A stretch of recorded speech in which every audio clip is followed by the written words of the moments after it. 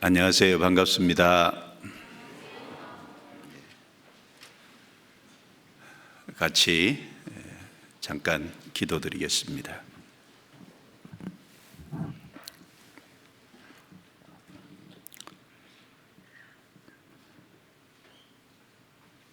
거룩하시고 은혜로우시고 자비로우신 우리 아버지 하나님, 허물과 죄 가운데 살아가던 저희들을 주님의 보혈로 죄와 허물을 용서해 주시고 구원해 주셔서 하나님의 자녀로 삼아 주신 크신 은혜 진심으로 감사합니다.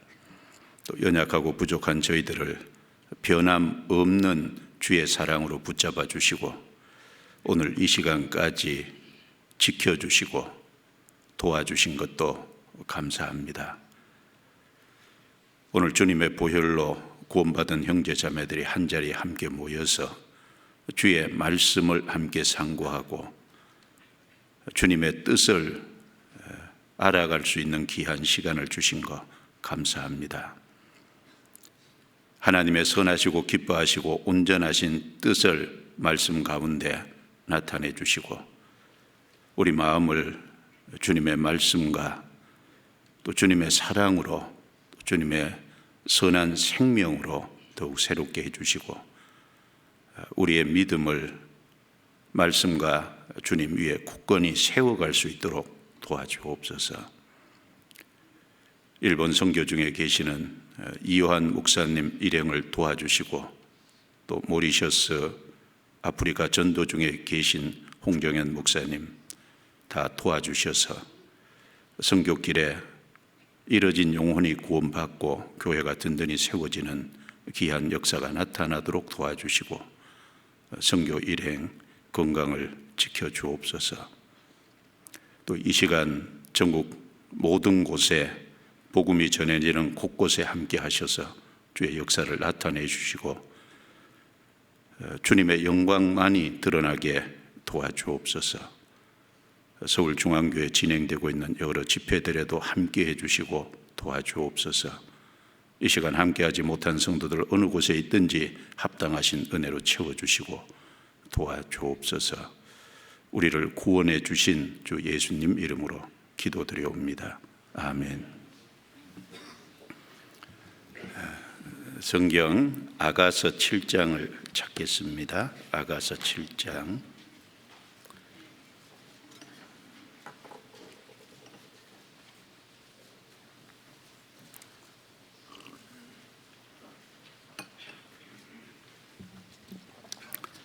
아가서 7장 10절 말씀부터 13절까지 제가 읽겠습니다. 나는 나의 사랑하는 자에게 속하였구나. 그가 나를 사모하는구나. 나의 사랑하는 자야, 우리가 함께 들로 가서 동네에서 유숙하자. 우리가 일찍이 일어나서 포도원으로 가서 포도움이 돋았는지 꽃술이 퍼졌는지 석류꽃이 피었는지 보자. 거기서 내가 나의 사랑을 내게 주리라. 합한 채가 향기를 토하고 우리의 문 앞에는 각양 귀한 실과가 색은 묵은 것이 구비하였구나. 내가 나의 사랑하는 자 너를 위하여 쌓아둔 것이로구나. 거기까지입니다. 날씨가 이번 한 주간 상당히 추운데 건강 조심하시기 바랍니다. 기침하시는 분도 계신데 빨리 나으십시오. 제가 나으라고 해서 낫는 건 아니지만 인사로 건넵니다. 여기 아가서 7장 10절 말씀에 그가 나를 사모하는구나. 이 말씀이 마음에 좀 읽으면서 좀 크게 와닿았습니다. 그래서 좀 이 말씀 중심해서 본문을 좀 같이 생각을 해보려고 합니다. 이 아가서는 잘 아시는 것처럼 솔로몬과 술람미 여자의 사랑을 노래하는 내용입니다. 물론 솔로몬과 술람미 여자 두 사람의 어떤 그 인간적인 사랑을 얘기하려고 하는 건 아니고, 바로 신랑 되신 예수님과 신부된 교회와 성도를 비유해서 여기 기록을 해놓은 겁니다. 그래서 아가서라는 제목 자체가 노래 중에 노래.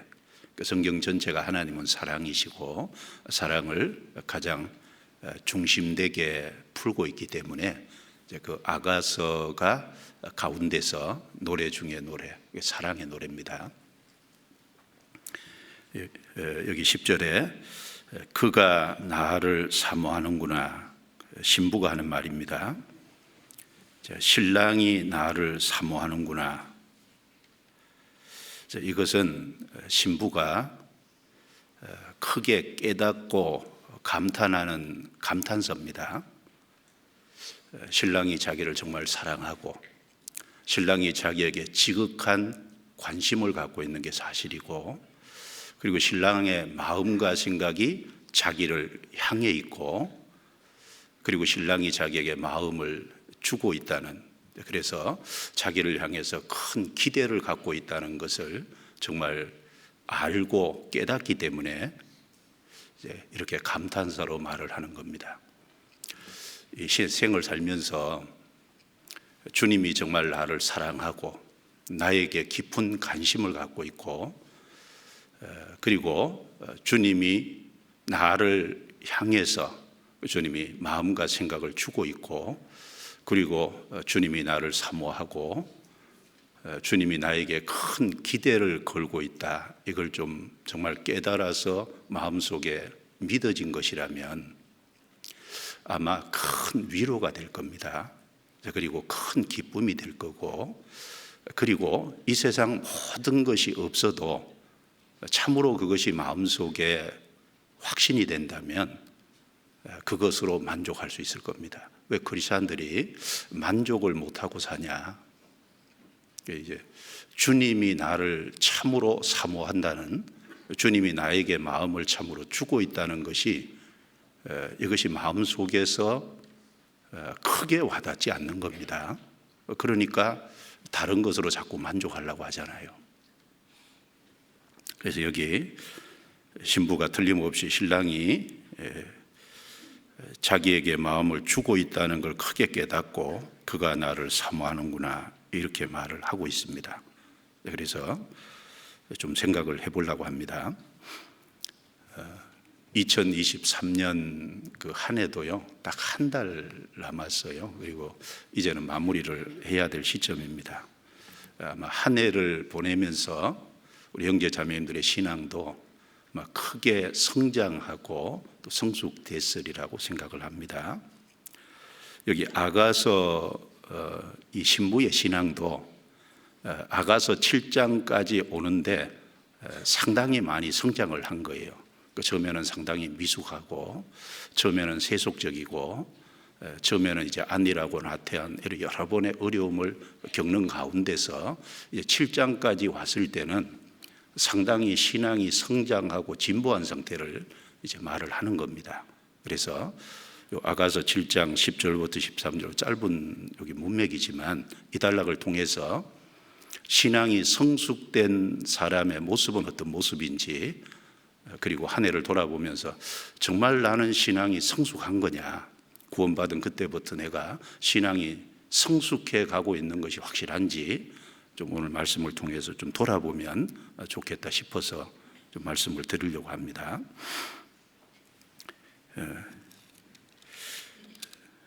이 아가서는 8장까지 있는데 아가서 1장부터 쭉 읽어보면 이 신부가 점점 나아지고 있고 신부가 점점 발전되고 있고 진보되고 있다는 것이 틀림없습니다. 그래서 이제 신앙 성장의 모습을 잘 볼 수 있어요. 처음에는 아주 미숙했습니다. 그리고 처음에는 세속적이었어요. 그래서 처음에는 신랑하고 사이에 사귐에 여러 번의 문제가 생깁니다.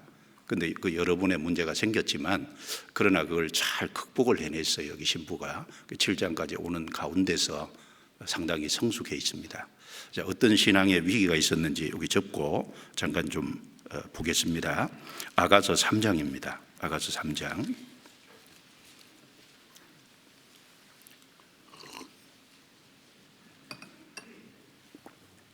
아가서 3장 1절부터 4절입니다. 내가 밤에 침상에서 마음에 사랑하는 자를 찾았구나. 찾아도 발견치 못하였구나. 이에 내가 일어나서 성중으로 돌아다니며 마음에 사랑하는 자를 거리에서 큰 길에서나 찾으리라 하고 찾으나 만나지 못하였구나.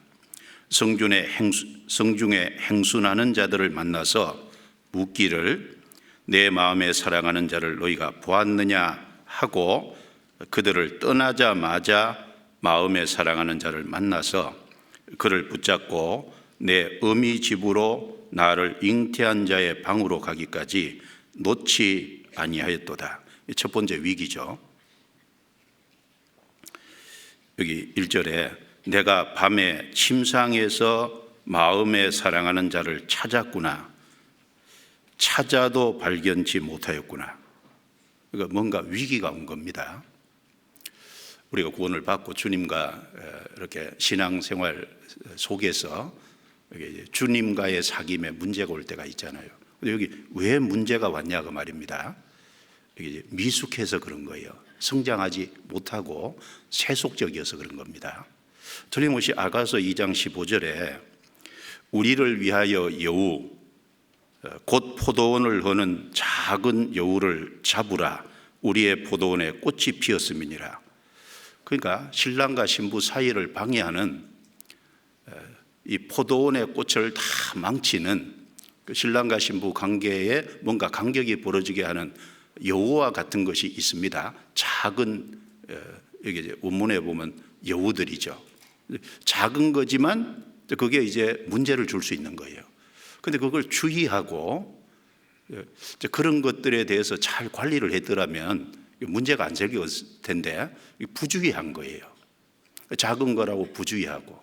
그리고 또 세속적이잖아요. 2절에 보면 이에 내가 일어나서 성중으로 돌아다니며 마음에 사랑하는 자를 거리에서 큰 길에서 찾으리라 하고 찾으나 만나지 못하였구나.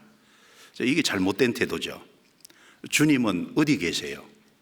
여기 성중, 큰 길, 거리, 주님은 여기 계신 게 아니지 않습니까? 주님은 목자시고 그 신랑은 목자니까 양치는 양떼가 있는 곳에 있는 거예요. 근데 왜 성중으로 가요? 왜 큰 길에 가고 왜 거리에서 찾냐고. 그게 이게 세속적인 거다 그 말입니다. 구원받은 사람이 구별돼야 되는데 구별되지 못하면 문제가 생기잖아요.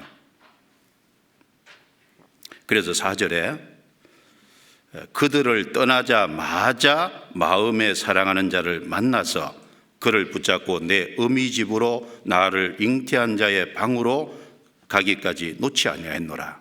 그러니까 그들을 떠나자마자 성중 큰 길 거리 거기서 딱 벗어나니까 쉽게 말하면 구별되니까 사랑하는 자를 만났잖아요. 그래서 요한일서 2장 15절 16절에 보면은 이 세상이나 세상에 있는 것들을 사랑치 말라. 누구든지 이 세상을 사랑하면 아버지의 사랑이 그 속에 있지 아니하니 이는 세상에 있는 모든 것이 육신의 정욕과 안목의 정욕과 이생의 자랑이니 다 아버지께로 쫓아온 것이 아니요 세상으로 쫓아온 것이라. 자, 이 세상의 것을 사랑하면 세상 것을 사랑한다는 건 세속적인 겁니다. 이 세상과 혼잡되면 아버지의 사랑이 그 속에 있지 않다 그랬어요. 그 마음속에 하나님의 사랑이 있지 않다 그랬거든요. 그러니까 신랑과 신부, 주님과 우리 사이에 문제가 생긴다고 말입니다. 그래서 성경에 계속 반복하는 것이 구별되라는 거잖아요. 떠나자마자 만났다 그랬잖아요. 구별되면 만나거든요. 구별되면 사귐에 문제가 없거든요. 부주의하고 세속적인 것 때문에 사귐에 문제가 들어온다 그 말입니다. 그래서 고린도후서 6장 17절 18절 말씀해 보면 그러므로 주께서 말씀하시기를 너희는 저희 중에서 나와서 따로 있고 부정한 것을 만지지 말라. 내가 너희를 영접하여 너희에게 아버지가 되고 너희는 내게 자녀가 되리라. 전능하신 주의 말씀이니라. 너희는 저희 중에서 나와서 따로 있으라 그랬잖아요. 저희가 누구예요? 그 앞 단락에 쭉 보면 믿는 자와 믿지 않는 자 5가지 차이점을 거론했죠. 의와 불법이라 그랬고, 빛과 어둠이라 그랬고, 믿는 자와 믿지 않는 자라 그랬고, 그리스도와 벨리아라 그랬고, 하나님의 성전과 우상이라고 5가지 딱 구별이 되는 걸 얘기하면서 너희는 저희 중에서, 불신자 중에서 나와서 따로 있고, 따로 있어야 돼요. 떠나자마자 마음에 사랑하는 자를 만나잖아요. 그래서 이 첫 번째 위기는 부주의해서, 그리고 세속적인 것 때문에 어떤 사귐의 위기가 왔다 그 말입니다. 그래서 조금 지나가니까 사귐이 정상적이었는데 또 한 번 위기가 오죠. 왜냐하면은 이 안일함과 나태함과 게으름 때문에 위기가 오는 거예요. 이게 신앙생활 속에 신앙생활을 바르게 정상적으로 잘하면 얼마 지나면 세속적인 것에는 구별이 되거든요. 근데 시간이 점점 흘러가면서 무슨 문제가 생기냐면 나태해지는 거예요. 안일해지는 겁니다. 게으름이 생기잖아요. 신앙생활 이렇게 하시다 보면 자기도 모르게 마음이 둔해지고 게을러지고 영적인 것에 부지런해야 되는데 부지런하지 않잖아요. 5장입니다. 5장 2절입니다. 2절 제가 읽겠습니다. 내가 잘지라도 마음은 깨었는데 나의 사랑하는 자의 소리가 들리는구나. 문을 두드려 이르기를 나의 누이 나의 사랑 나의 비둘기 나의 완전한 자야 문 열어다 하고 내 머리에는 이슬이 내 머리털에는 밤이슬이 가득하였다 하는구나. 내가 옷을 벗었으니 어찌 다시 입겠으며 내가 발을 씻었으니 어찌 다시 더럽히랴마는 나의 사랑하는 자가 문틈으로 손을 들이밀매 내 마음이 동하여서 일어나서 나의 사랑하는 자 위하여 문을 열 때 모략이 내 손에서 모략의 즙이 내 손가락에서 문빗장에 듣는구나. 내가 나의 사랑하는 자 위하여 문을 열었으나 그가 벌써 물러갔네. 그가 말할 때 내 혼이 나갔구나. 내가 그를 찾아도 못 만났고 불러도 응답이 없었구나. 성중에서 행순하는 자들이 나를 만나매 나를 쳐서 상하게 하였고 성벽을 파수하는 자들이 나의 웃옷을 벗겨 취하였구나. 예루살렘 여자들아 너희에게 내가 부탁한다. 너희가 나의 사랑하는 자를 만나거든 내가 사랑함으로 병이 낫다고 하려무나. 여기 두 번째 위기가 왔죠. 여기 보면은 신부가 잠자리에 든 겁니다. 근데 이제 마음은 깨어 있어요. 완전히 잠든 건 아닙니다. 그런데 신랑이 밤이슬을 맞으면서 신부를 찾아왔잖아요. 이제 이 밤이슬을 맞으면서 찾아왔다. 내 머리에는 이슬이, 내 머리털에는 밤이슬이 가득하였다 하는구나. 참으로 신부를 사모해서 사랑해서 찾아온 건데 이제 문 열어다오라고 얘기하는데 아니 누웠기 때문에요. 일어나기 귀찮은 거예요. 안 일어나잖아요. 이제 마음은 깨어 있다 그랬잖아요. 완전히 잠든 게 아니거든요. 깨어 있는데 여기 이제 행동이 더딘 거예요. 그래서 찾아왔는데 내가 문 안 열면 안 되지 해서 문을 열었는데 벌써 물러간 겁니다. 그래서 이 성중에 행순하는 자들에게 얻어맞고 성벽을 파수하는 자에게 웃옷을 빼앗기고 어려움을 겪었다 그 말입니다. 여기 왜 그러겠어요? 이게 게으름이고 안일함이고 나태함이거든요. 구원받은 사람이 마음이 깨어있고 그리고 신랑을 향해서 적극적이어야 되는데 신랑은 신부를 향해서 적극적이지 않습니까? 밤이슬을 맞으면서까지 찾아왔잖아요. 그런데 신부는 그게 아닌 거예요. 그러니까 안 열어주니까 물러가 버린 겁니다. 그게 사귐의 문제가 왔잖아요. 그래서 우리 신앙생활에 문제가 오는 또 한 가지 경우는 안일함과 나태함과 게으름인 겁니다. 그래서 성경 로마서 12장 11절에 부지런하여 게으르지 말고 열심을 품고 주를 섬기라 그랬잖아요. 부지런하고 게으르지 말아야 되거든요. 열심을 품고 주를 섬겨야 되거든요. 그런데 신앙생활을 오래 하다 보면 자기도 모르게, 왜냐하면 부지런하지 않은 동시에 마음이 둔해지거든요.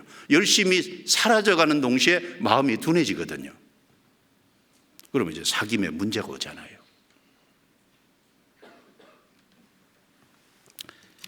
자, 그래서 내 신앙을 이렇게 돌아보면서 내가 혹시 부주의해서 세속적이어서 또 게으르고 안일하고 나태해서 주님과의 사귐에 문제가 있지 않는지 한 해를 돌아보면서 좀 정리해 볼 필요가 있잖아요.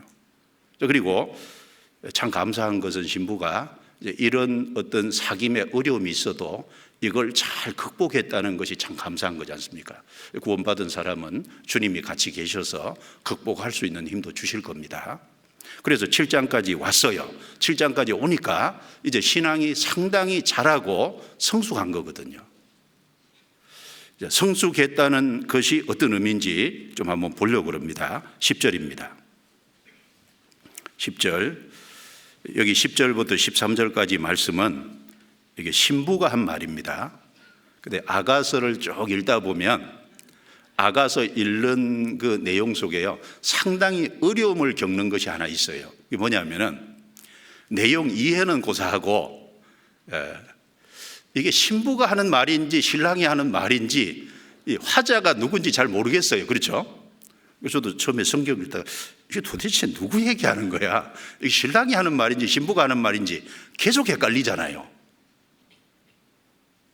오늘 여기 참석한 분들에겐 제가 꿀팁 하나 가르쳐 드릴게요. 오늘 참여하셨으니까 추운 날씨에도. 성경의 아가서를 쭉 읽다 보면은 신랑이 신부를 호칭할 때는요, 내 사랑, 나의 사랑, 이렇게 호칭을 해요. 내 사랑, 나의 사랑. 그리고 신부가 신랑을 향해 호칭할 때는요, 나의 사랑하는 자, 이렇게 호칭을 합니다. 그러니까 호칭 가지고 구분을 하면 돼요. 근데 여기 보면 나의 사랑하는 자라는 표현이 3번 나오죠. 10절에 나는 나의 사랑하는 자에게 속하였구나. 11절에 나의 사랑하는 자야. 13절의 뒷부분에 내가 나의 사랑하는 자 너를 위하여 쌓아둔 곳이구나. 3번이나 나의 사랑하는 자라고 호칭을 했기 때문에 이것은 신부가 한 말이 틀림없습니다. 이제 한 해를 돌아보면서 우리 신앙이 얼마나 자랐을까 좀 생각을 해보면 좋겠습니다. 먼저 10절 같이 읽겠습니다. 나는 나의 사랑하는 자에게 속하였구나. 그가 나를 사모하는구나. 여기서 두 가지를 좀 생각을 해볼 수 있습니다. 나는 나의 사랑하는 자에게 속하였구나. 이 신앙이 성숙하면요, 소속이 확실한 동시에 주님을 자기 인생의 주인으로 모시고 산다는 거예요. 자기 소속을 분명히 하고 주님을 자기 인생의 주인으로 실제 모시고 사는 겁니다. 그게 신앙이 성숙했다는 증거예요. 신앙이 어리다는 건 뭘 말할까요? 주님을 앞세우는 것보다 자기가 앞서잖아요. 그리고 주님 중심적인 것보다 자기 중심이 되지 않습니까? 이 신부도 신앙이 자란 겁니다. 처음부터 이렇게 된 게 아니에요. 아가서 2장 16절을 보겠습니다. 아가서 2장 16절.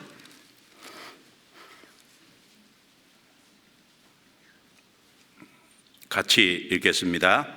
나의 사랑하는 자는 내게 속하였고 나는 그에게 속하였구나. 그가 백합화 가운데서 양떼를 먹이는구나. 여기 나의 사랑하는 자는 신랑을 말하니까 신랑은 내게 속하였고 나는 그에게 속하였구나. 누가 앞입니까? 자기가 앞이잖아요. 신랑은 내게 속했고 나는 신랑에게 속했다. 자기를 신랑보다 앞세웠어요. 그 신랑은 후치하고 뒤에다 두잖아요. 그러니까 이걸 보면은 전부 자기중심적인 겁니다. 그 신부가 신랑하고 사랑관계에 들어갔지만 자기중심이거든요, 온전히. 그런데 시간이 더 지나갔어요. 아가서 6장입니다. 아가서 6장 3절입니다. 여기는 순서가 바뀌어 있습니다. 같이 읽겠습니다. 나는 나의 사랑하는 자에게 속하였고 나의 사랑하는 자는 내게 속하였다. 그가 백합화 가운데서 그 양떼를 먹이는 거구나.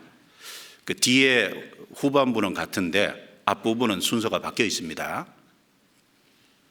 여기 보시면 나는 나의 사랑하는 자 신랑에게 속했고 나는 사랑하는 자 나의 사랑하는 자는 내게 속하였구나. 신랑은 내게 속했구나. 나는 신랑에게 속했고 신랑은 내게 속했구나. 이걸 보면은 순서가 바뀌어 있습니다. 그 틀림없이 신랑을 앞세우는 거예요. 그리고 자기는 후치되어 있습니다. 그런데 후치되어 있는 것은 맞지만 자기 중심적인 것은 완전히 빠져나간 건 아니거든요. 신랑을 앞세우긴 했지만 여전히 자기 중심적인 것도 있잖아요. 근데 시간이 더 지나서 아가서 7장까지 오니까 신랑을 앞세우는 동시에 자기 중심적인 것이 완전히 빠져나갔잖아요. 아가서 7장 10절입니다. 나는 나의 사랑하는 자에게 속하였구나. 아주 단순합니다. 그러니까 나는 나의 사랑하는 자에게 속하였구나. 주님을 앞세우는 동시에 주님 중심이 되어 있는 겁니다. 자기는 주님께 딱 속한 존재다라는 걸 분명히 얘기하잖아요. 하나님은 처음부터 예수님을 우리에게 제시했을 때 예수님을 구주로만 제시한 게 아니고 예수님을 우리 생의 주로 제시한 겁니다. 그래서 누가복음 2장에 보면 천사가 베들레헴에서 양치는 목자들에게 가서 이야기할 때 누가복음 2장 11절에 오늘날 다윗의 동네에 구주가 나셨으니 곧 그리스도 주시니라. 자, 다윗의 동네에 너희를 위해서 구주가 났는데 구주가 났다라고만 끝낸 게 아니죠. 곧 그리스도 주시니라. 원래 하나님은 우리에게 예수님을 제시했을 때 구주로만 제시한 게 아닙니다. 틀림없이 구주로 받아들이는 동시에 주로 받아들여야 된다고 분명히 얘기한 거예요. 예수님은 우리 구세주인 동시에 우리 주인이 분명한 겁니다. 분명한 소유권을 분명히 주님께 있다고 말씀하신 거예요. 두 가지 답니다. 하나만 좋아하면 안 되잖아요. 그래서 성경에 반복하는 표현이 사도행전 2장 36절에 보면 이 예수를 하나님이 주와 그리스도가 되게 하셨느니라. 베드로가 오순절 성령이 임해서 그 예루살렘에 이제 각국에서 모인 15개 나라에서 온 사람들에게 요엘서를 중심으로 해서 쭉 전도할 때 예수님이 이제 죽으시고 부활하셨다는 걸 말씀하고 바로 이 예수를 하나님이 주와 그리스도가 되게 하셨느니라. 틀림없이 주와 그리스도입니다. 그리스도라고만 한 게 아니에요. 그리고 사도행전 5장 31절에 보면 임금과 구주로 삼으셨느니라. 구주만이 아니죠. 임금과 구주입니다.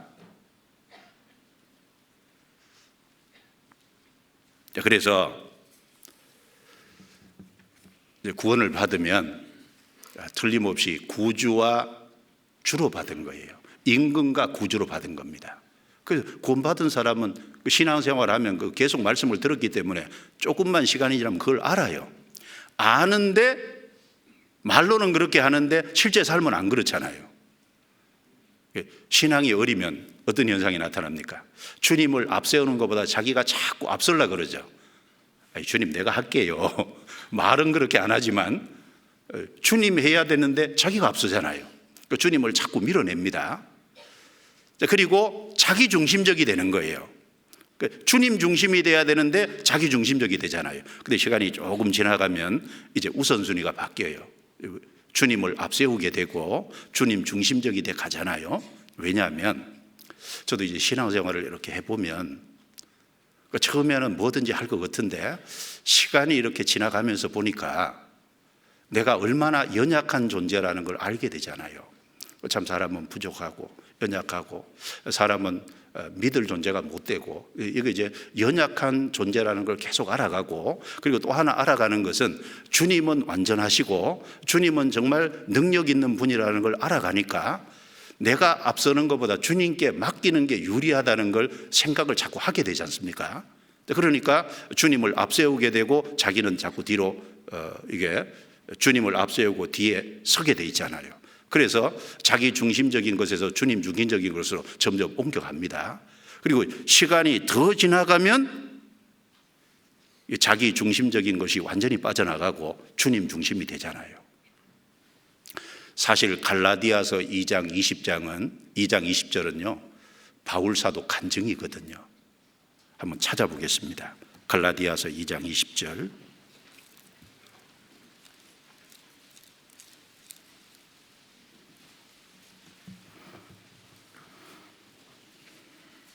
갈라디아서 2장 20절입니다.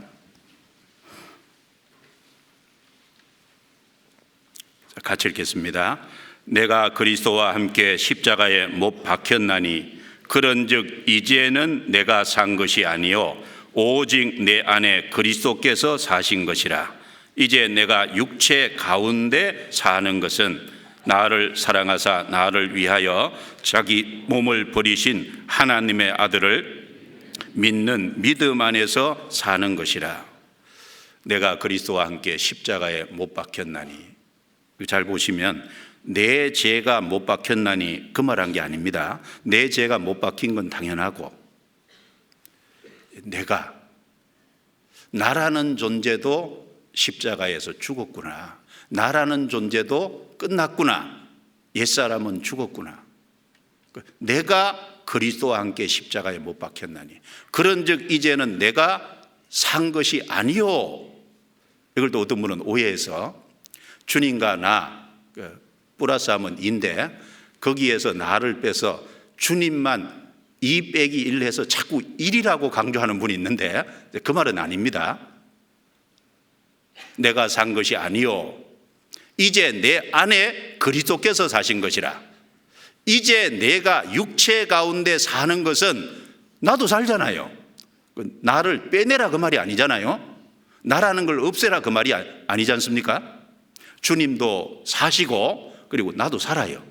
다만 인생의 주인은 주님이다 그 말입니다. 선장은 주님이다 그 말이에요. 주님을 앞세우고 모든 것에 주님 중심이 돼 가는 거지 않습니까? 그걸 얘기하는 거잖아요. 이제 내가 사는 것은 나를 사랑하사 나를 위하여 자기 몸을 버리신 하나님의 아들을 믿는 믿음 안에서 사는 것이라. 이게 신앙이 성숙한 사람의 간증입니다. 우리 자신을 한번 돌아볼 필요가 있어요. 나는 정말 주님을 앞세우고 있는지, 나는 참으로 주님 중심된 삶을 살고 있는지. 이제 우리는 완전하지는 못할 겁니다. 그러나 주님을 앞세우는 방향 쪽으로 주님 중심의 삶으로 나아지고 있다면 신앙이 성장하고 있다는 증거예요. 그런데 자기를 자꾸 앞세우는 것이 많아지고 그리고 자기 중심적인 것이 많아지고 있다면 신앙이 퇴보하고 있다는 증거잖아요. 우리는 한 해를 살아가면서 주님 만날 때가 점점 가까우고 있는 것이 맞지 않습니까? 그러니까 주님을 정말 앞세우고 주님 중심이 되어 있는 쪽으로 방향을 바르게 잡아야 될 겁니다. 부족한 게 있을지라도 그쪽으로 계속 나아가야 되잖아요. 이 갈라디아서 2장 20절이나 사도행전 27장 같은 얘기입니다. 한번 찾아보겠습니다. 사도행전 27장, 여기도 바울의 간증이 나옵니다. 사도행전 27장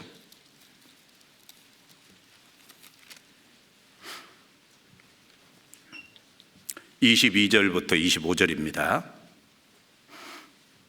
제가 읽습니다. 내가 너희를 권하노니 이제는 안심하라. 너희 중 생명에는 아무 손상이 없겠고 오직 배뿐이리라. 나의 속한 바 곧 나의 섬기는 하나님의 사자가 어젯밤에 내 곁에 서서 말하되 바울아 두려워 말라. 내가 가이사 앞에 서야 하겠고 또 하나님께서 너와 함께 행선하는 자를 다 내게 주셨다 하였으니 그러므로 여러분이여 안심하라. 같이 읽습니다. 나는 내게 말씀하신 그대로 되리라고 하나님을 믿노라. 바울이 미결수의 몸으로 로마로 압송되어 가는 과정 속에서 큰 풍랑을 만났습니다. 그래서 이 배에 있는 물건을 다 바깥으로 이렇게 살기 위해서 집어던지고, 그리고 그 배에는 무려 276명이나 타고 있는데 그 배를 이제 운전하고 책임진 사람들이, 이 배사공들이 여러 방도로 애를 써봤지만 도무지 배를 통제할 수 없는, 이건 죽을 수밖에 없는 상황에 놓이게 됐습니다.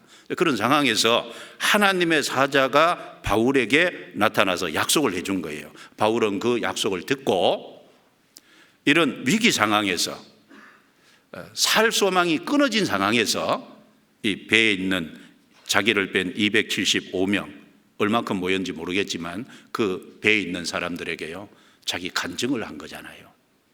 여기 보면은 이제는 안심하라. 너희 중 생명에는 아무 손상이 없겠고 오직 배뿐이니라. 배는 잃어버린다. 그런데 생명은 한 사람도 안 죽을 거다. 바울이 어떻게 이렇게 자신하죠? 이유는 바울은 약속을 받았거든요. 나의 속한 바 곧 나의 섬기는 하나님의 사자가, 여기 바울이 자기 소속을 분명히 하고 있잖아요. 나의 속한 바, 나의 섬기는 하나님이에요. 자기는 하나님이라는 신에게 속했다. 내 소속은 하나님이다. 명확하게 얘기하잖아요. 이거 다 불신자들입니다. 불신자들 앞에서 한 얘기잖아요. 그래서 하나님이 약속해 주기를 내가 가이사 앞에 서야 하겠고, 그리고 너와 행선하는 사람들은 생명에는 아무 손상이 없고 다 내게 붙였다. 나는 그런 하나님의 약속을 받았다. 나는 내게 말씀하신 그대로 되리라고 하나님을 믿노라. 여기 우리는 바울의 모습, 여기 정말 신앙이 성숙한 사람의 모습이잖아요. 정말 인생의 위기 속에 있지 않습니까? 생명이 위태위태한 속에 있잖아요. 그런데 그 속에서 하나님 주신 약속을 붙잡고 있지 않습니까? 그리고 자기 소속을 분명히 하고 있잖아요. 그리고 나는 내게 말씀하신 그대로 되리라고 하나님을 믿노라. 무슨 말입니까? 주님을 앞세우는 동시에 주님 중심이 되어 있지 않습니까? 갈라디아서 2장 20절이 실제 삶에 나타난 이것이 사도행전 바울의 간증이지 않습니까? 시편 16편 8절에 보면 내가 여호와를 내 앞에 모시며 그가 내 우편에 계심으로 내가 요동치 아니하리로다. 자, 제가 암송을 했는데 단어 하나를 빼먹었어요. 어디 빼먹었죠? 내가 여호와를 항상 내 앞에 모시며. 항상입니다. 주님을 앞세우고 주님 중심이 돼 가고 있다면 틀림없이 신앙이 성장하고 있는 겁니다. 그걸 돌아봐야 되겠고, 또 한 가지는 아가서 7장 다시 넘기겠습니다.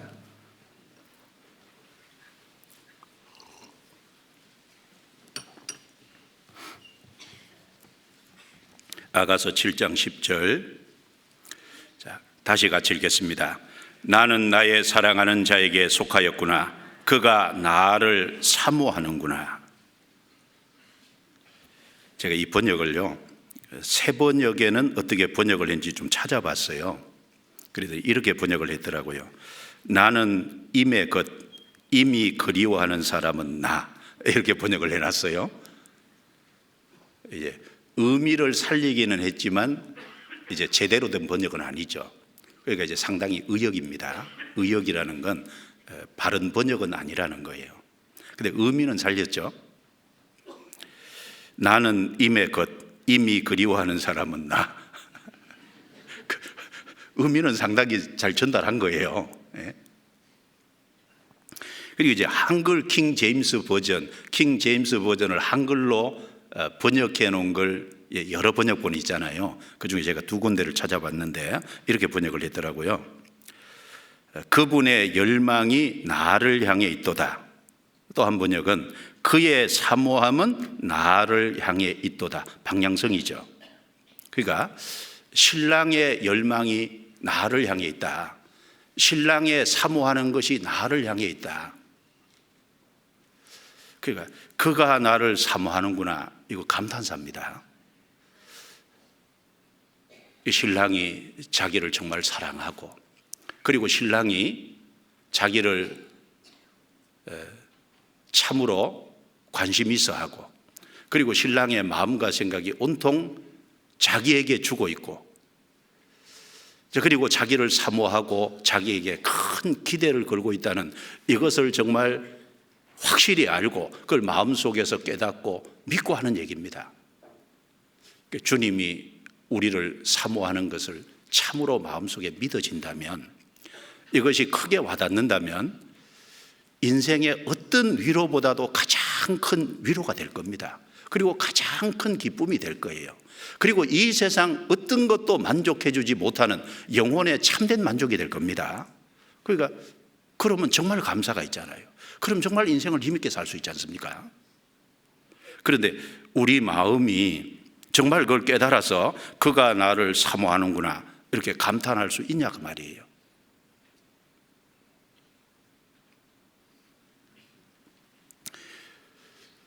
하나님은 우리를 구원하시기 위해서요 독생자를 내주셨습니다. 하나님이 세상을 이처럼 사랑하사라 그랬죠. 요한일서 4장 10절에 보면 사랑은 여기 있으니 우리가 하나님을 사랑한 것이 아니요 오직 하나님이 우리를 사랑하사 우리 죄를 위하여 그의 아들을 화목제물로 내어주셨다라고 말씀하셨어요. 사랑은 여기 있으니, 사랑은 우리에게 있는 게 아닙니다. 사랑은 주님께 있고, 그 주님은 우리를 정말 사랑해서 우리를 구원하기 위해서 독생자를 내어주셨습니다. 그래서 우리를 구원하셨기 때문에 우리를 정말 사랑하시는 거예요. 우리에게 정말 관심을 두십니다. 그것도 관심을 두는데 지극한 관심을 두고 있는 거예요. 주님의 마음과 생각 속에는 온통 우리로 채워져 있다는 거 아세요? 주님의 열정이, 주님의 사모가 나를 향해 있다는 거 아십니까? 그런데 나는 주님께 마음을 너무 적게 드리고 있는 거예요. 나는 마음을 주님께 너무 작게 드리고 있는 거 아니냐 그 말이에요. 스바냐 3장을 보겠습니다. 스바냐 3장.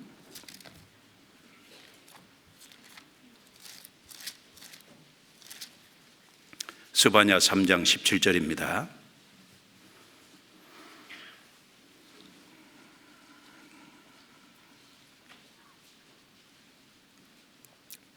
같이 읽어보겠습니다. 너의 하나님 여호와가 너의 가운데 계시니 그는 구원을 베푸실 전능자시라. 그가 너로 인하여 기쁨을 이기지 못하여 하시며 너를 잠잠히 사랑하시며 너로 인하여 즐거이 부르며 기뻐하시리라 하리라. 이 내용은 하나님이 이스라엘 중에 남은 자, 그 성경의 남은 자는 예수님을 통해서 구원받은 사람을 얘기하는 거예요. 이제 우리도 이 세상 많은 사람은 주님을 등지고 있는데 우리는 주님의 은혜를 받고 구원을 받았잖아요. 사실 구원받은 모든 사람은 성경에 얘기하는 남은 자에 소속이 되는 겁니다. 그래서 여기 17절에 너의 하나님 여호와가 너의 가운데 계시니 그는 구원을 베푸실 전능자시라. 우리에게 구원을 베풀어 주셨습니다. 그가 너로 인하여 기쁨을 이기지 못하여 하시며, 기쁨을 이기지 못하여 하신다는 게 어떤 의미일까요? 기쁨이 너무너무 커요. 근데 그걸 통제하려고 하는데 바깥에 누가 보면 좀 지나치다고 생각할 수 있잖아요. 그래서 이걸 통제하려고 하는데 도저히 통제가 안 되는, 기쁨이 너무너무 커서 통제하려고 해도 나올 수밖에 없는 기쁨이라는 거예요. 누가요? 그가 너로 인하여 기쁨을 이기지 못하여 하시며. 우리가 구원받았을 때 주님이 우리를 얼마나 기뻐하셨을까요? 지금도 주님이 우리를 얼마나 기뻐하고 계실까요? 기쁨을 이기지 못하여 하시며. 그리고 너를 잠잠히 사랑하시며. 잠잠히는 조용히. 그리고 너로 인하여 즐거이 부르며 기뻐하시리라. 이게 잠잠히 사랑하실 때가 있고 바깥으로 크게 표현할 때가 있고.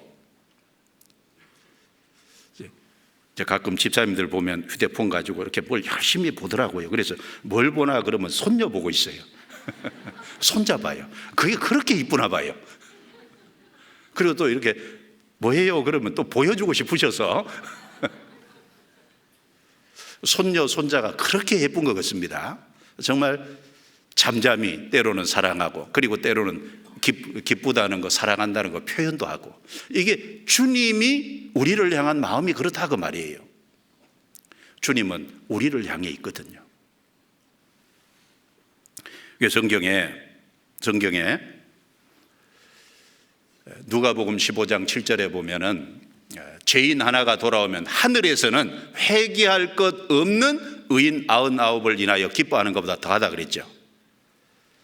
자, 우리 한 사람이 구원을 받을 때 하늘에서는 정말 잔치가 열렸고 주님에게 큰 기쁨이 됐습니다. 그런 기쁨이 된 사람을 지금도 기뻐 안 하시겠냐고 말이에요. 시편 16편 3절에는 땅에 있는 성도는 존귀한 자니 나의 모든 즐거움이 저에게 있도다. 그건 다윗이 한 말입니다. 다윗은 구원받은 성도를 정말 사랑하고 즐거워했어요. 그런데 하나님의 생명을 받은, 하나님의 사랑을 받은 다윗도 그렇게 성도에게 모든 즐거움을 갖고 있었다면 그 다윗에게 생명을 주신, 사랑을 주신 하나님의 사랑은 얼마나 클까요? 다윗하고 비교 안 됩니다. 나의 모든 즐거움이 저에게 있도다. 하나님의 마음속에는 우리로 향한 즐거움으로 가득 차 있다는 겁니다. 하나님의 마음이 오로지 나를 향해 있다는 거예요. 그거 좀 생각해 봐야 됩니다.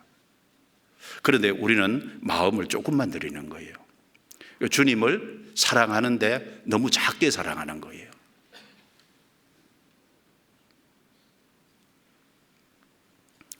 그가 나를 사랑하는구나. 그가 나를 사모하는구나. 정말 사모하십니다.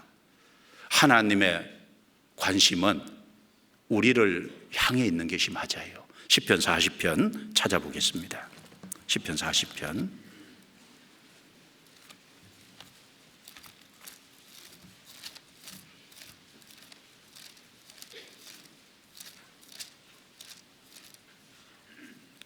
시편 40편 5절입니다. 5절. 여호와 나의 하나님이여 주의 행하신 기적이 많고 같이 읽을까요? 우리를 향하신 주의 생각도 많도소이다. 내가 들어 말하고자 하나 주의 앞에 베풀 수도 없고 그 수를 셀 수도 없나이다. 건너뛰어서 17절입니다. 또 같이 읽습니다.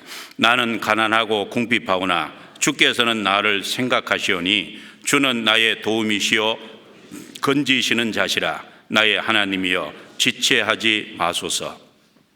다윗의 시입니다. 우리를 향하신 주의 생각도 많도소이다 그랬잖아요. 우리를 향한 관심과 생각이 많다니까요. 그리고 주의 앞에 베풀 수도 없고 들어서 말할 수도 없는 거예요. 주께서는 나를 생각하시오니. 자, 하나님이 나를 생각한다는 증거가 뭐죠? 우리가 구원받는 길을요, 우리가 뭘 행해서 구원받는 게 아니라 그리스도를 주시고 그리스도를 통해서 복음을 완성하시고 그리고 회개하고 단순히 믿어서 천국 데려가는 길을 열어놓으셨잖아요. 우리가 연약하다는 걸 생각하는 거죠.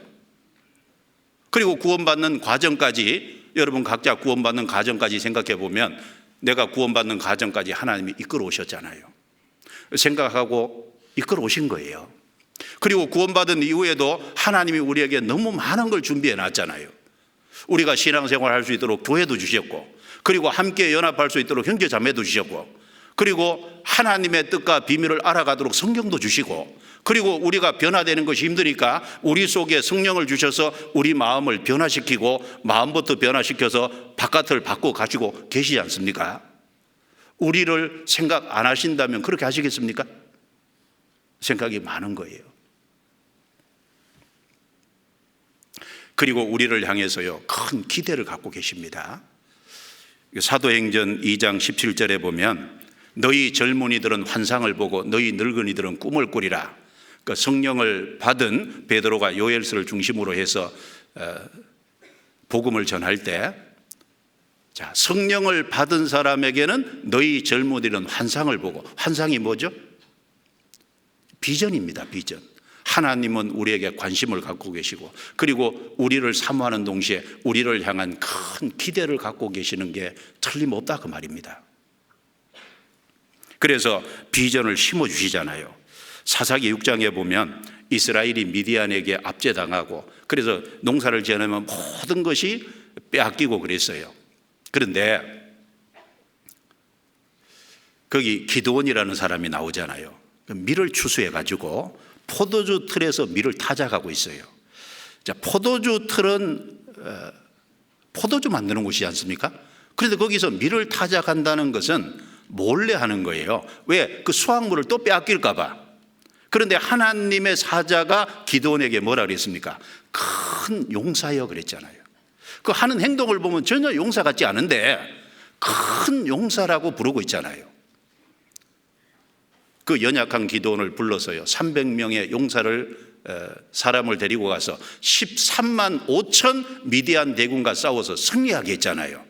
그 당시에는 정말 작은 존재였지만, 그러나 하나님의 도움을 받을 적에 300명을 가지고 13만 5천을 이겼다 그 말입니다. 정말 큰 용사죠. 하나님은 우리를 향해서요, 큰 기대를 갖고 계신 게 맞아요. 아가서 7장 넘겨보겠습니다. 그래서 10절에 나는 나의 사랑하는 자에게 속하였구나. 그가 나를 사모하는구나. 그래서 신앙이 이렇게 성장을 하면 주님이 나를 향해서 어떤 마음을 갖고 있는지를 더욱 크게 느끼게 돼 있는 겁니다. 주님의 사랑이 정말 크구나. 주님이 나에게 관심이 정말 많구나. 주님의 열정과 주님의 사모하는 것이 나를 향해서 있구나. 주님이 나에게 마음을 온전히 주고 계시구나. 주님이 나로 인해서 정말 즐거워하고 계시구나. 그리고 주님이 나를 향해서 큰 기대를 갖고 계시구나. 그 주님이 나에 대해서 어떠한지 그걸 점점 더 깨달아가는 거예요. 그러니까 마음에 큰 감동이 되고 감탄이 되고, 그러니까 마음에 크게 위로가 되고 큰 기쁨이 되고, 그게 이제 감사하는 마음이 생기고, 그러니까 결과적으로 주를 위해 살고자 하는 힘이 생기는 겁니다. 한 해를 쭉 살아오면서 내가 자꾸 세상 것으로 만족을 하려고 하지 않았나.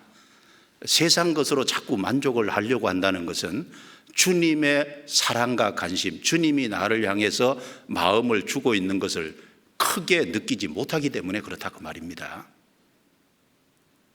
그게 신앙이 성장하지 못했다는 거잖아요.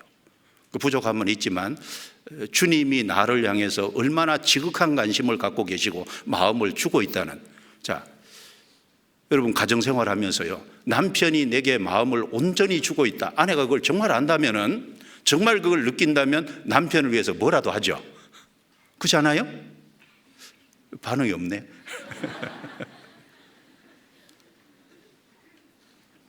정말 그게 사실이라면요, 아내는 마음에 큰 위로가 될 겁니다. 그렇죠? 얼마나 큰 기쁨이 되겠어요.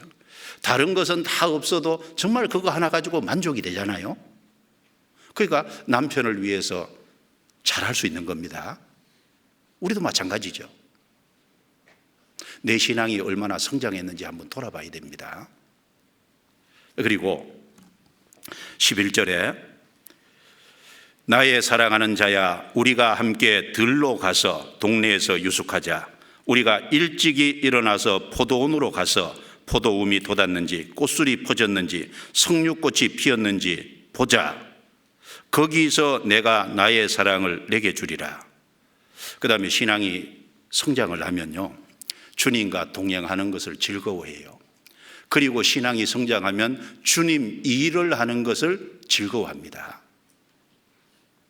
여기 아가서를 쭉 앞에서부터 읽다 보면요, 아가서 앞부분은 신랑이 자꾸 신부를 향해서요, 함께 가자고 채근하거든요. 자꾸 이렇게 권하고 자꾸 용기를 주고 그럽니다.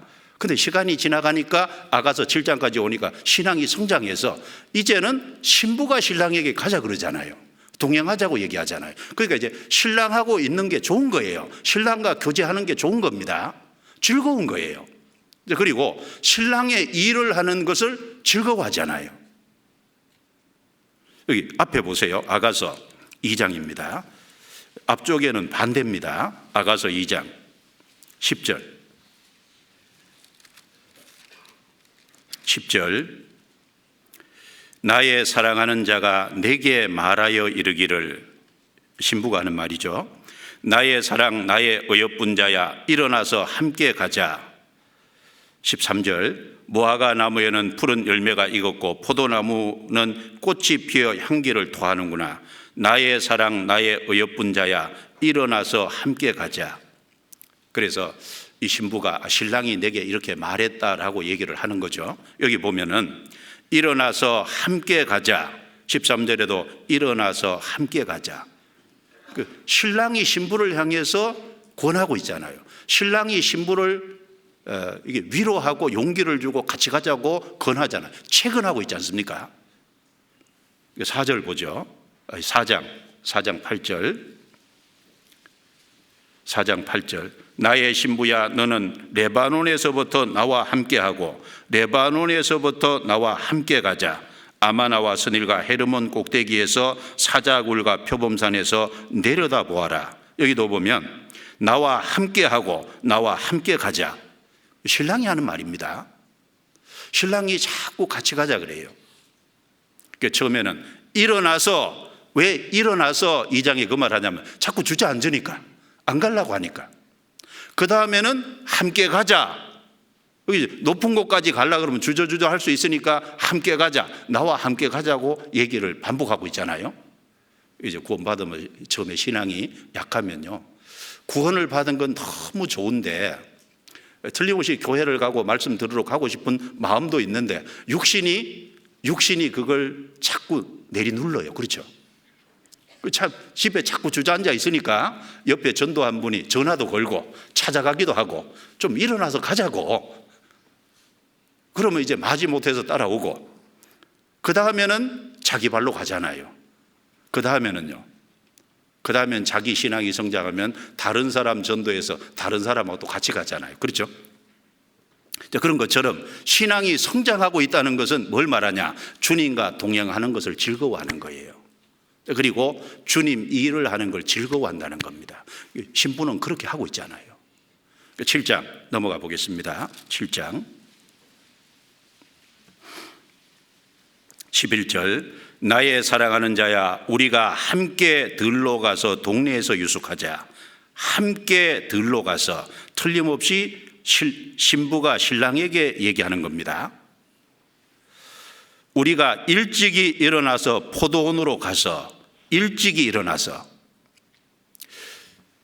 여러분, 싫은 사람하고 갈 때, 동행할 때 일찍이 가기를 원해요? 좀 늦게 가기 원해요?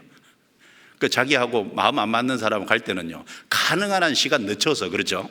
근데 여기 일찍이 일어나서 포도원으로 가자고 한 것은요, 신랑하고 같이 있는 걸 그만큼 좋아하는 겁니다. 신랑과 동행하는 것을 정말 좋아하잖아요. 교제하는 것을 좋아하잖아요. 신앙이 성장한다는 건 교회 나와서 말씀 듣는 걸 좋아하고, 교제 가는 것을 좋아하고, 그리고 주님과 동행하는 것을 좋아하고, 주님과 함께 있는 것을 좋아하잖아요. 그리고 들로 가서, 포도원으로 가서 특별히 주의 일을 하는 걸 즐거워하는 겁니다. 헌신하는 거지 않습니까? 포도원으로 들로 왜 갑니까? 포도원을 개척하러 가는 거예요. 그래서 포도원을 개척하면 주님께 드릴 것이 있으니까 포도원 개척하는 거지 않습니까? 우리 선교사들이 정말 포도원을 개척하기 위해서 한국이라는 땅을 등지고 저 멀리 가서 고생하는 선교사들 참 많습니다. 너무너무 많아요. 대부분이 너무너무 어려운 가운데 힘들게 여러 가지 역경 속에서요, 어떨 때는 들다 보면요 눈물이 난다고. 왜 그렇게 멀리까지 갈까요? 포도원으로 가서, 들로 가서. 신앙이 성숙했으니까 뭔가 주님께 포도원을 개척해서 드리려고 하는 겁니다. 그러니까 주님의 일을 하는 걸 기뻐하고 주님께 자기를 헌신하는 걸 기뻐하잖아요. 여기 들로 가서 포도원으로 가서 무엇이 포도원일까요? 성경 전체에 보면은 이 세상이 사실은 포도원이잖아요. 요한복음 4장에 예수님 말씀하기를 눈을 들어 밭을 보라 휘어져 추수하게 되었도다. 이 세상에 많은 추수할 영혼들이 있잖아요. 주님이 그들을 위해서도 다 십자가에 못 박혀 피를 흘려서 그 죄값을 다 사해놓은 사람들이잖아요. 휘어져 추수하게 되었다. 세상이 포도원입니다. 그리고 무엇이 포도원일까요? 교회가 포도원이잖아요. 고린도전서 3장 9절에 보면 바울 사도가 고린도 성도들에게 말할 때 너희는 하나님의 밭이요 하나님의 집이니라. 교회가 포도원이지 않습니까? 그리고 더 축소해 보면은 우리 개인이 포도원이잖아요. 우리 자신도 잘 가꾸면 주님께 드릴 게 나와요. 그리고 우리 마음도 포도원이잖아요. 우리 마음도 잘 가꾸면 주님께 드릴 것이지 않습니까?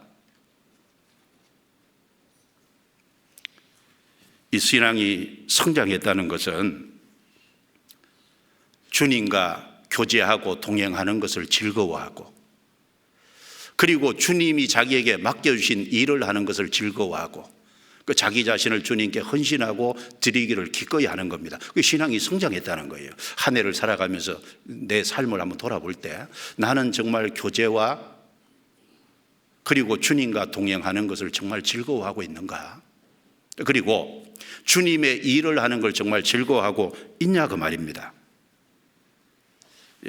인도 선교를 했던 현대 선교의 아버지라고 하는 윌리엄 케이리는 이런 말을 했습니다. 하나님으로부터 위대한 일을 기대하라. 하나님을 위해 위대한 일을 시도하라. 자, 하나님은 정말 위대하신 분이니까, 그러니까 하나님으로부터 위대한 일을 좀 기대해 봐라. 기대감을 좀 가져라. 그리고 하나님을 위해서 위대한 일을 좀 시도해 봐라. 뭐 위대한 일이라고 해서 어떤 큰 것보다도요, 우리가 영혼을 건지는 일, 신앙을 세우는 일, 주님께 영광이 되는 일, 우리가 할 수 있는 내 형편에서 할 수 있는 일들이 있어요. 그게 다 위대한 일이잖아요. 어떤 크게만 생각하지 말고. 우리는 주님을 기뻐해야 됩니다. 주님과 동행하기를 정말 즐거워해야 될 거예요. 그리고 정말 주님의 일에 즐거워하고 주님께 우리를 드려야 될 겁니다. 그리고 이 포도원을 잘 개척하면요, 여기 드릴 것이 있는 거예요. 여기 12절에 한번 봐요.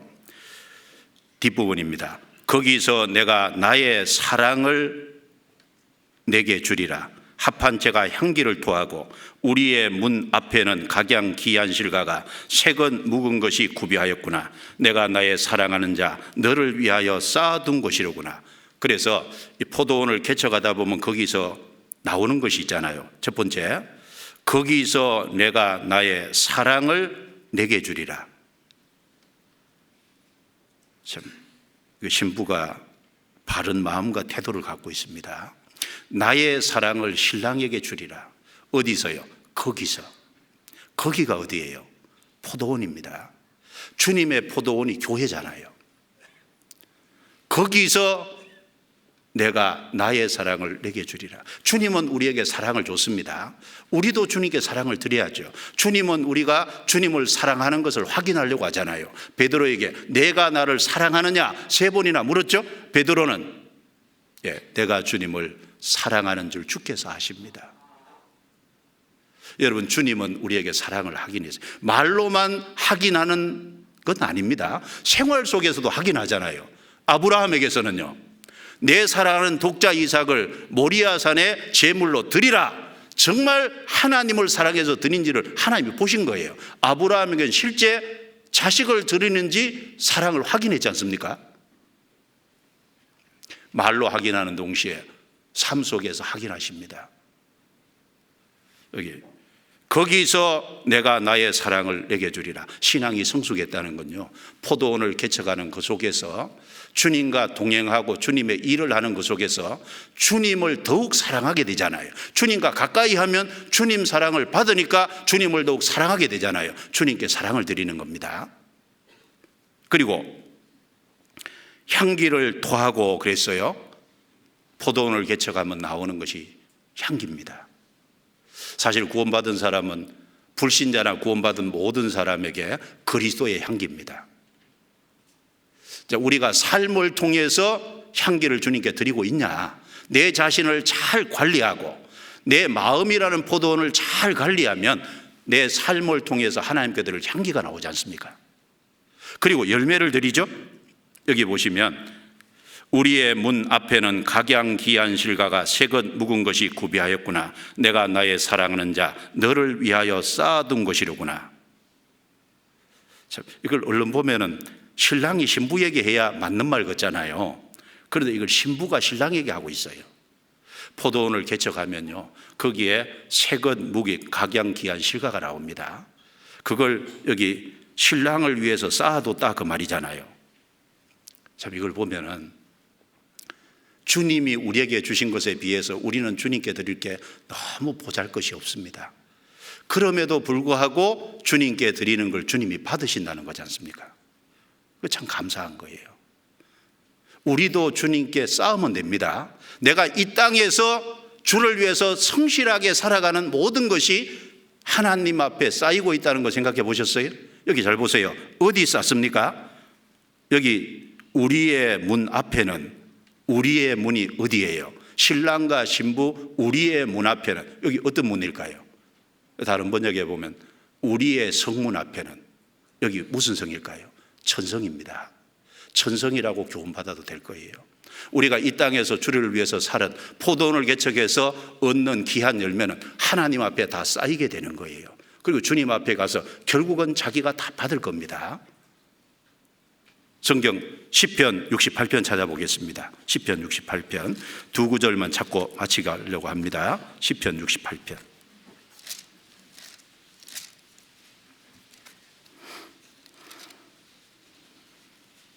시편 68편 18절입니다. 같이 읽겠습니다. 주께서 높은 곳으로 오르시며 사로잡은 자를 끌고 선물을 인간에게서 또는 패역자 중에서 받으시니 여호와 하나님이 저희와 함께 거하려 하심이로다.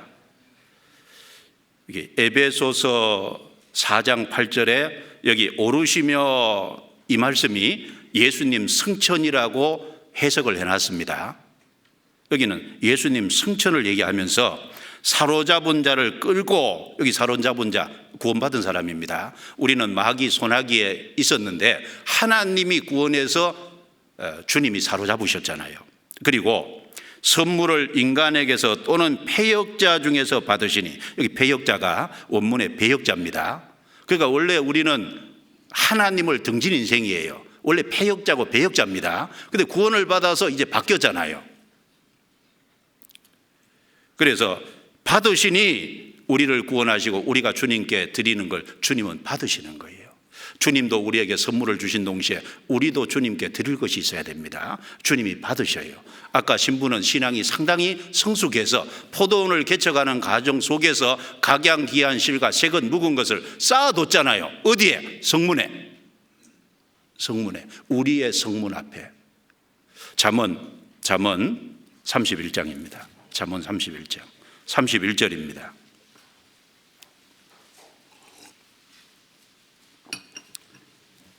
여기 잠언 31장 현숙한 여인의 삶의 결과입니다.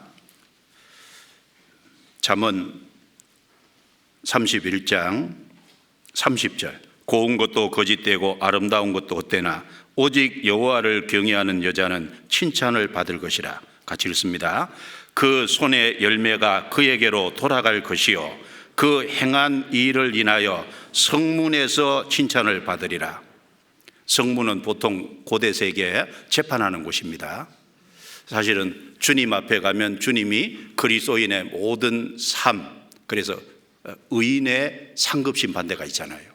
거기 가면은 우리가 인생을 살면서 주님을 위해서 드렸던 모든 것이 거기 다 있을 겁니다. 결국은 자기에게로 다 돌아갈 거예요. 그래서 이 아가서 7장 10절부터 13절 말씀 속에 신부 신앙이 상당히 성숙됐다는 걸 알 수 있고, 그걸 통해서 우리 한 해를 좀 자기를 돌아보고 내 신앙은 어디까지 와 있는지, 내가 어떤 방향으로 살아야 될지 좀 생각을 좀 깊이 해보면 좋겠습니다. 기도하겠습니다.